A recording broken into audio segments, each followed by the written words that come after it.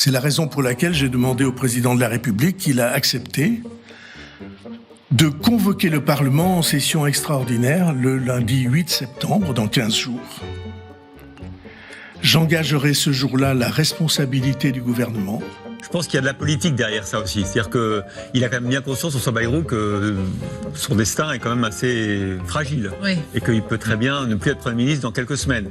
Donc en fait, il a intérêt à quitter la scène avec un peu de panache. Qu'il est au fond du trou, tout simplement. Qu'il ne peut plus rien faire, c'est ça qu'il veut dire. Et je suis persuadé que nous devons y arriver en adultes responsables, et pardonnez-moi de ce mot, en adultes responsables et affectueux. Parce que les enfants, c'est le plus important pour construire l'avenir. Vous étiez en vacances. Vous étiez en vacances.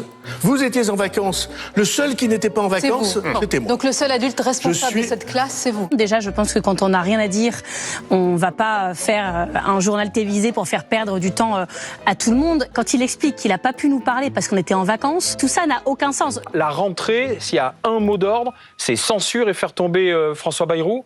Évidemment.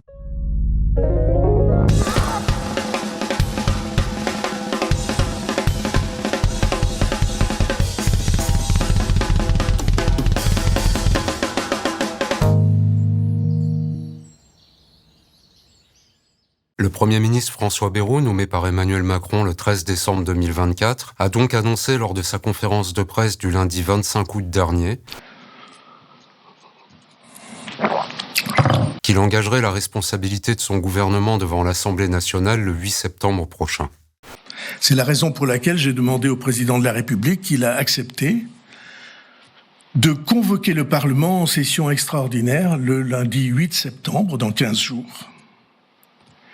J'engagerai ce jour-là la responsabilité du gouvernement sur une déclaration de politique générale conformément à l'article 49, alinéa 1er de notre Constitution. Il demandait ainsi aux députés de lui accorder leur confiance, en suggérant que s'ils la lui refusaient, ils allaient précipiter la France dans le chaos et en les exhortant à faire plutôt le choix de la responsabilité. Fin de citation. Et je suis persuadé que nous devons y arriver en adultes responsables, et pardonnez-moi de ce mot, en adultes responsables et affectueux. Parce que les enfants, c'est le plus important pour construire l'avenir. Aussitôt, le commentariat dominant s'est lancé dans ses habituelles analyses politiques de haut niveau. Il en ressortait principalement que puisque le Parti socialiste et le Rassemblement national ont annoncé qu'ils voteraient cette fois-ci contre Bayrou, après avoir plusieurs fois empêché dans le cours des derniers mois que ce gouvernement soit censuré, les jours du Premier ministre à Matignon sont désormais comptés. Je pense qu'il y a de la politique derrière ça aussi. C'est-à-dire qu'il a quand même bien conscience, François Bayrou, que son destin est quand même assez fragile. Oui. Et qu'il peut très bien ne plus être Premier ministre dans quelques semaines.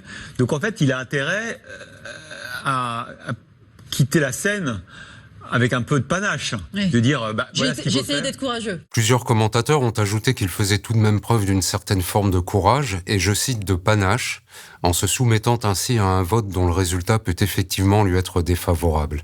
Jean-Luc Mélenchon, quant à lui, a salué ce qu'il a appelé la dignité d'un Premier ministre qui, pour la première fois depuis 5 ans, demande son avis à l'Assemblée nationale et qui revient donc à une forme d'échange démocratique. Fin de citation. Sa réponse me paraît digne.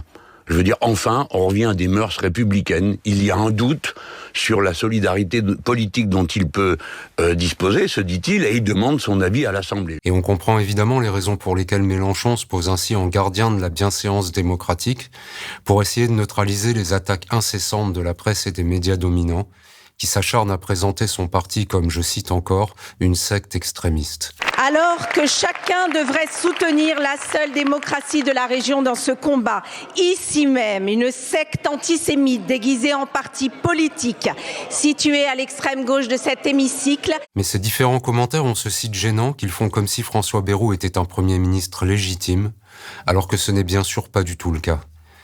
Faisons ici un petit écart pour mentionner que cette émission est la dernière de la série. Quelle époque formidable, c'est fini. On change de nom et de formule et on reviendra dans 15 jours environ pour de nouvelles aventures. D'un coup, là, je suis libéré, là. Patron. Dans cet espace, qui était de fait une espèce de chronique hebdomadaire du macronisme, a souvent eu l'impression de se répéter, parce que quand on parle de gens dont les deux principales activités consistent à mentir comme des arracheurs de dents et à sauter à pieds joints sur la démocratie, on passe nécessairement beaucoup de temps à constater qu'ils mentent comme des arracheurs de dents et qu'ils sautent à pieds joints sur la démocratie. Évidemment, je n'ai jamais été informé de quoi que ce soit de violence ou de violence a fortiori sexuelle.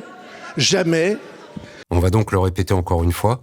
François Bayrou n'a aucune espèce de légitimité pour la simple et bonne raison qu'il doit son poste de Premier ministre au vol pur et simple du résultat des dernières élections législatives, dont le second tour, le 7 juillet 2024, avait été remporté par la gauche unie au sein du nouveau Front populaire, le NFP.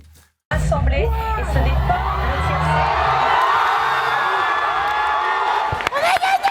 Rappelons tout de même et répétons également, parce que la plupart des partis politiques hexagonaux et de leurs journalistes d'accompagnement font depuis plus d'1 an comme si ce hold-up électoral n'avait jamais existé, que c'est Lucie Castet, candidate proposée par le NFP, qui aurait normalement dû être nommée première ministre après ces élections, dont le résultat a donc été confisqué par Emmanuel Macron et ses sbires, avec le soutien actif du Rassemblement national, parti cofondé notamment par un ancien Waffen-SS. Contrairement à ce que prétendent les commentateurs qu'ils créditent d'une certaine forme de courage et de rigueur démocratique, il n'y a donc aucun panache, ni aucun début de commencement de respect des normes les plus élémentaires de la démocratie parlementaire chez François Bayrou, qui a au contraire accepté de participer à ce qui était dans le meilleur des cas un coup de force antidémocratique soutenu par l'extrême droite, mais aussi par le Parti socialiste, qui a plusieurs fois refusé de suivre les appels de la France insoumise à voter la censure de ce gouvernement usurpatoire. Mais une fois qu'on a dit tout ça, il faut évidemment préciser que dans toute cette affaire, Bayrou n'est qu'un fidèle exécutant, prêt à toutes les compromissions pour assouvir ses ambitions, contrairement à ce que colportent les journalistes qui continuent imperturbablement à le présenter comme un aimable centriste, en dépit de ses accommodements avec l'extrême droite. Et que le véritable ordonnateur du ravage antidémocratique dont ce Premier ministre illégitime a été le complice actif, est bien sûr Emmanuel Macron, qui a décidé seul de confisquer le résultat des élections législatives de 2024. Aucun honneur, aucune militaire, là. Ce baratineur qui a été élu 2 fois président de la République en promettant à des millions d'électeurs de gauche qu'il ferait barrage à l'extrême droite, mais qui dans les faits n'a jamais cessé depuis son élection de favoriser son développement, a choisi la semaine dernière, pour sa rentrée politique, de s'épancher auprès d'une collaboratrice d'un hebdomadaire du groupe Bolloré, auquel il a donc réservé la primeur de ce que ce magazine réactionnaire a présenté comme des confidences, fermez les guillemets.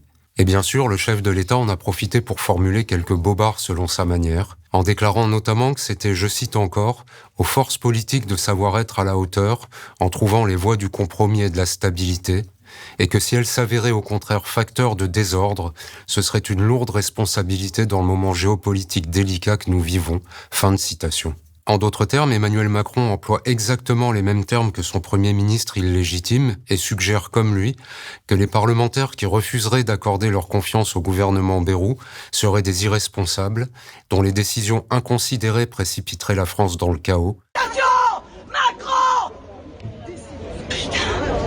Explosion! Comme si ce n'étaient pas les brutalisations toujours plus féroces qui auront de bout en bout caractérisé la présidence macroniste, dont l'actuel Premier ministre est depuis 8 ans l'un des plus fervents supporters et l'un des plus fidèles complices, qui avait plongé la société française dans un trouble permanent. Moi j'ai essayé depuis maintenant 8 ans sans relâche d'agir, et je continuerai d'agir. Et c'est ce qu'on doit. Vous savez, j'ai essayé de faire des choses bien, j'ai sans doute commis des erreurs, j'ai fait des choses qui parfois n'étaient pas comprises, c'est sans doute le cas de la dissolution. Dans le monde réel, bien sûr, c'est Macron, en confisquant l'année dernière le résultat d'une élection démocratique après s'être personnellement assuré que l'extrême droite le laisserait perpétrer ce coup de force, qui s'est comporté de façon pour le moins inconséquente. C'est Macron qui, en nommant des premiers ministres qui ne disposaient d'aucune légitimité électorale, a plongé le pays dans l'instabilité politique permanente qu'il prétend vouloir éviter, et dont la preuve la plus évidente est précisément qu'ils sont sous la menace constante d'une censure ou d'une révocation, parce qu'ils ne disposent effectivement pas de la confiance des électeurs et de leurs représentants à l'Assemblée. On se gardera bien de faire ici le moindre pronostic définitif, mais s'il est effectivement lâché le 8 septembre prochain par l'extrême droite qui lui a jusqu'ici apporté son soutien, et par les socialistes qui ont plusieurs fois refusé de le censurer, François Bayrou devra partir. À ce moment-là, Emmanuel Macron aura une nouvelle fois l'occasion, pour la 3e fois en 14 mois, de respecter enfin le résultat des élections législatives de 2024, en se décidant enfin à nommer une première ministre ou un premier ministre de gauche, conformément aux souhaits exprimés dans les urnes par une majorité d'électeurs. Mais s'il fait encore une fois le choix inverse, et décide au contraire de continuer à fouler aux pieds la démocratie parlementaire et de confirmer que les élections n'ont plus aucune utilité, il ne faudra pas qu'il s'étonne si les citoyens dont le vote aura été délibérément ignoré cherchent dans le chaos d'autres moyens de se faire entendre. Merci d'avoir suivi cette chronique pendant 3 longues années. On se retrouve dans 15 jours. Au revoir.